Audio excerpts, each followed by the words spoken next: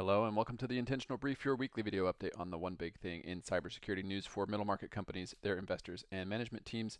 I'm your host, Shay Colson, managing partner at Intentional Cybersecurity, and you can find us online at intentionalcyber.com. Today is Monday, August 11th. Nope, 10th.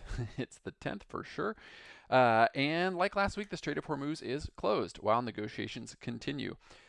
The news around the Strait is also the same as the news we're starting to find in these AI cycles, where we're continuing around the same loop of different versions of the same story.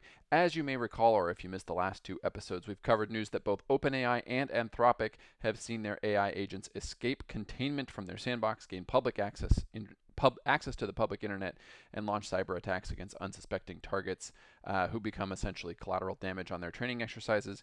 Last week we saw two new additions to that list, with both Meta and Chinese model Kimi K3 disclosing that their models made a break for it and launched cyber attacks in an effort to complete their training task. So pretty much at this point, every frontier model other than Google's has been publicly caught up in this dynamic, but I would doubt that our defenses have rapidly improved as quickly as these models seem to be. So what I think this does highlight is something we've spoken about before in this context, but is worth reiterating, which is the risk of unintended consequences. So what exactly does that mean? I think it can be pretty well summed up in this article we also saw last week from Australia, in which a man attempted to use an AI agent, to book himself a gym class. The class was full, and so instead of reporting back that it was unable to complete the booking, it actually found and exploited a vulnerability in the API to cancel the reservations of the people above him on the waitlist and put him at the top, because that API lacked proper authorization checks. When the man discovered this and figured out how this had happened, he asked the agent to undo it, to add those other folks back in, and restore how it was, only to be told that the agent wasn't able to. The reservation part of the API, unlike the cancellation function, had proper authorization checks in place and then couldn't be manipulated in that same fashion. And so while this might seem like a low stakes example, I think it highlights the sort of challenges that we're likely to find ourselves encountering in the very near future, whether you initiate that discovery yourself or not. I'm sure the gym owner and the gym goers at this Aussie spot weren't thinking that they would spend their Tuesday class being impacted by a pretty sophisticated targeted denial of service attack, and yet here we are. So there's some good progress on kind of disclosure. I don't know that the same is true around defense, but we did see a good write-up from the team at Figma on how they're leveraging agents in their SDLC workflows to drive velocity and reduce risk. I've linked to that article here below. Definitely worth checking out if you write software at your shop. There was also a good paper put out by the Australian Signals Director at the ASD team, outlining ways to isolate and protect critical infrastructure, which is obviously useful following news that water systems in at least 12 states have been attempted to be manipulated, attacked, or otherwise compromised by supposed Iranian hackers in retaliation for all of the ongoing challenges around the strait.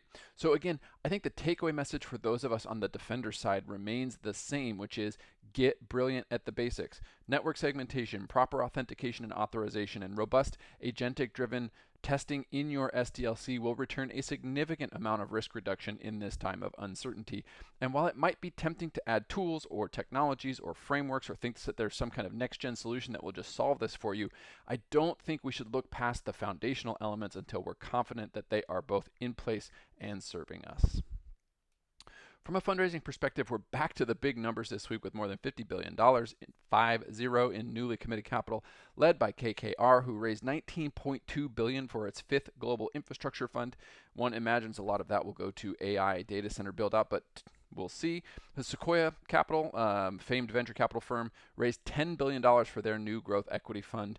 Energy Capital Partners put up $8.1 billion for its sixth flagship fund. Adam Street Partners put up $2.7 billion for a global secondaries fund, plus $2.3 billion for other secondaries programs. Kingswood Capital Management out of LA put up $3.1 billion for their fourth flagship fund, and $900 million for a first small cap opportunities fund. And Nextalia out of Italy put up 1.1 billion euros for its second PE fund. Meanwhile, the New York Times ran a piece just this morning on the number of unsold private equity owned companies and how difficult it has become to find a buyer in the current environment, or to take them public for that matter. Again, something to keep an eye on as we continue to progress with uncertainty in an information imbalanced world.